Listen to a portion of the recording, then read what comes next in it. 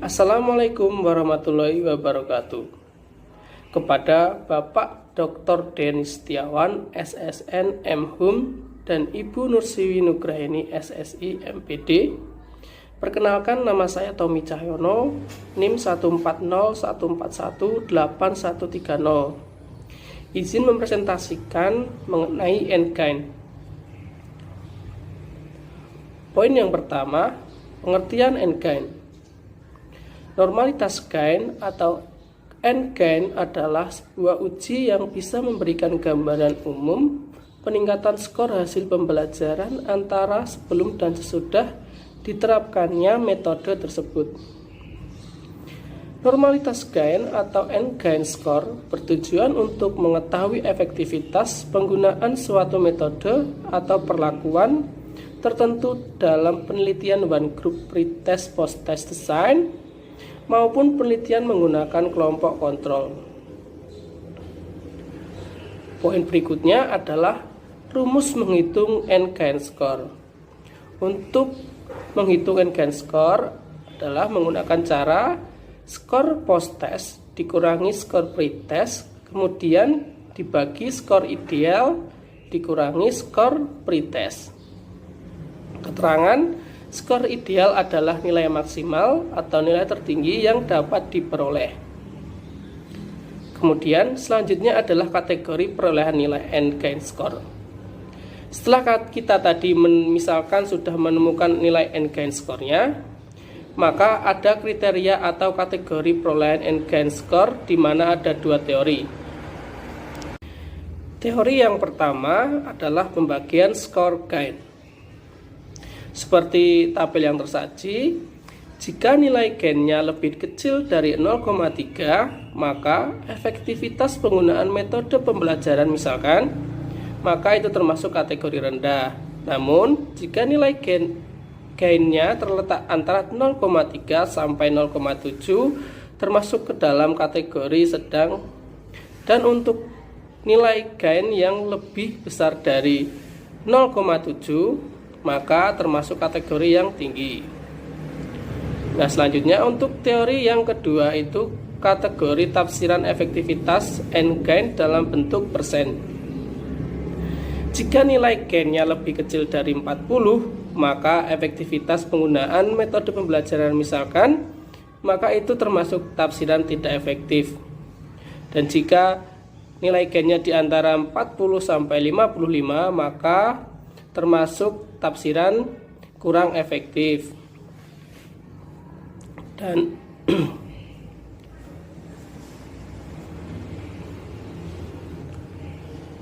untuk nilai gen yang di antara 56 sampai 75, maka termasuk tafsiran yang cukup efektif. Sedangkan nilai gen yang lebih besar dari 76%, maka termasuk ke dalam tafsiran efektif. Ini merupakan teori tentang perolehan atau penilaian kategori N-kind score. Ada dua, silahkan bisa memilih salah satu.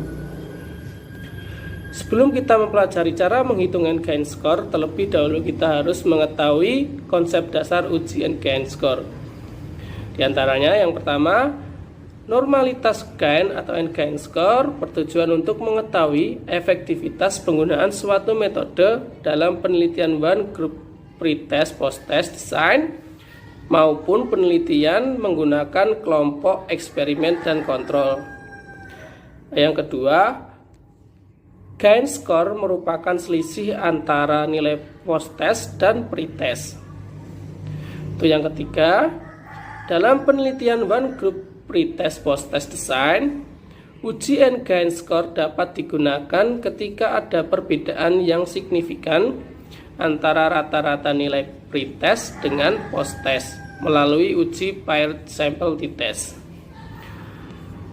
Konsep yang terakhir, sementara dalam penelitian menggunakan kelompok eksperimen dan kelompok kontrol, uji N-kind score dapat digunakan ketika ada perbedaan yang signifikan antara rata-rata nilai post-test kelompok eksperimen dengan nilai post-test kelompok kontrol melalui uji independent sample t-test.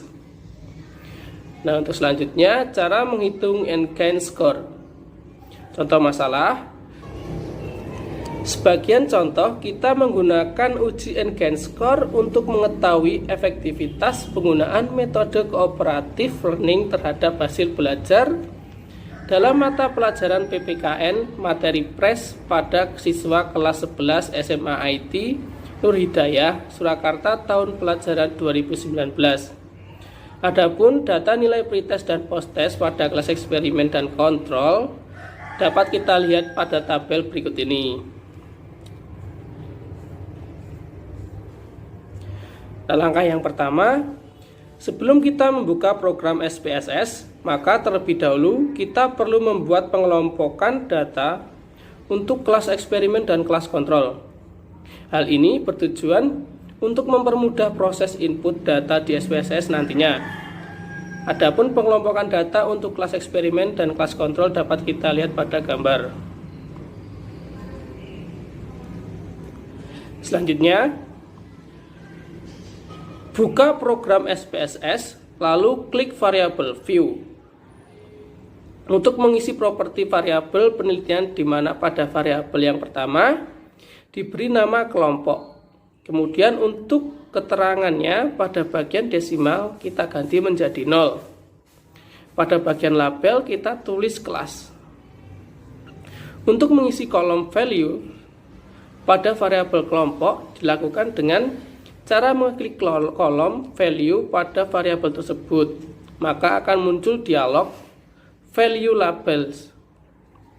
Nah, selanjutnya pada kotak value ketikan 1 dan kotak label ketikan eksperimen. Lalu klik add. Selanjutnya pada kotak value lagi ketikan 2 dan kotak label ketikan kontrol. Lalu klik add. Tampak pada layar.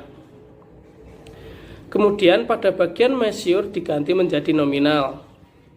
Variabel yang kedua adalah pre. Keterangan desimal diganti menjadi 0. Karena pada data tidak ada pecahan desimal, maka pada bagian desimal kita ganti dengan 0. Kemudian pada bagian label ditulis dengan pretest. Lalu pada bagian measure diganti menjadi scale. Kemudian variabel yang ketiga ditulis post. Lalu pada bagian label tuliskan posttest, desimalnya juga 0, lalu measure-nya juga scale. Ini merupakan tahap memberi properti atau memberikan definisi penelitian. Selanjutnya, jika sudah klik data view lalu masukkan angka kategorisasi kelas ke kolom variabel kelompok. Nilai pretest ke kolom variabel pre dan nilai posttest ke dalam variabel post. Pengisian dimulai dari data kelas eksperimen, kemudian diikuti di bawahnya data kelas kontrol. Langkah selanjutnya adalah tahap analisis atau melakukan uji Engage Score. Caranya adalah pada rumus kita harus menghitung selisih nilai pretest dan posttest pada kelas eksperimen dan kelas kontrol. Caranya, dari menu SPSS kita klik transform lalu klik compute variable. Maka muncul kotak dialog dengan nama compute variable.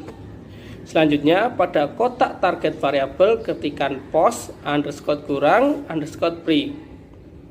Pada kotak numeric expression klik pada kolom label dan tipe. Klik pada posttest, kemudian klik add, lalu klik kurangi, lalu klik lagi pretest pada tabel, label, dan tipe. Lalu klik OK.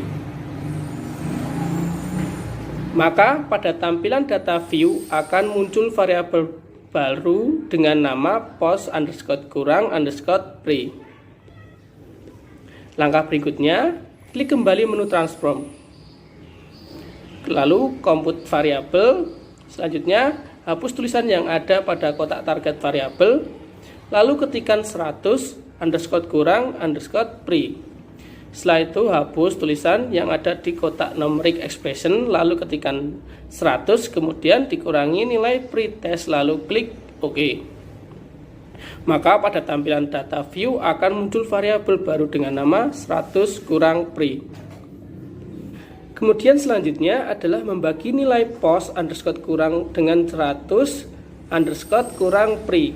Caranya, klik menu transform, lalu compute vname, hapus tulisan yang ada pada kotak target variabel, lalu ketikkan n-gain score.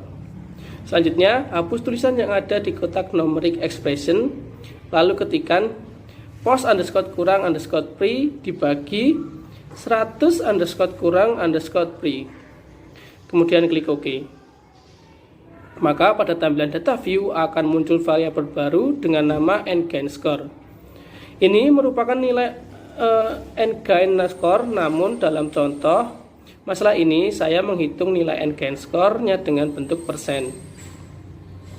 Caranya, klik menu transform, compute vname, hapus tulisan yang ada pada kotak target variabel, lalu ketikkan n-gain persen.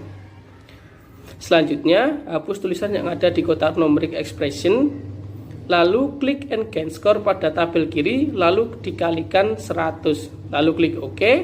Maka pada tampilan data view akan muncul variabel baru dengan nama n-gain underscore persen. Kemudian langkah yang terakhir adalah menghitung rata-rata nilai n-gain score dalam bentuk persen. Caranya, klik analyze, kemudian descriptive statistics explore, lalu akan muncul kotak dialog explore. Selanjutnya, masukkan variabel n-gain underscore persen ke kolom dependent list, kemudian masukkan variabel kelas kelompok ke kolom factor list, lalu klik OK. Maka akan muncul output SPSS ya dengan judul Explore. Dalam hal ini kita cukup memperhatikan tabel output deskriptif. Mengacu dari nilai n-gain dalam bentuk persen dan tabel output deskriptif di atas, maka kita dapat membuat sebuah tabel hasil perhitungan uji n-gain score sebagai berikut. Berdasarkan hasil perhitungan uji n-gain score di atas menunjukkan bahwa nilai rata-rata n-gain score untuk kelas eksperimen metode cooperative learning adalah sebesar 43,5950 atau 43,6%, termasuk dalam kategori kurang efektif, dengan nilai n-gain score-nya minimal 20% dan maksimal 71,43%. Sementara untuk rata-rata n-gain score untuk kelas kontrol metode conventional learning sebesar 26,5645 atau 26,6%, termasuk dalam kategori tidak efektif, dengan nilai n-gain score minimal 6,25% dan maksimal 47,73%. Dengan demikian, maka dapat disimpulkan bahwa penggunaan metode cooperative learning kurang efektif untuk meningkatkan hasil belajar dalam mata pelajaran PPKN materi PRES pada siswa kelas 11 SMA IT Nur Hidayah, Surakarta tahun pelajaran 2019. Sementara penggunaan metode konvensional learning tidak efektif untuk meningkatkan hasil belajar dalam mata pelajaran PPKN materi PRES pada siswa kelas 11 SMA IT Nur Hidayah Surakarta tahun pelajaran 2019.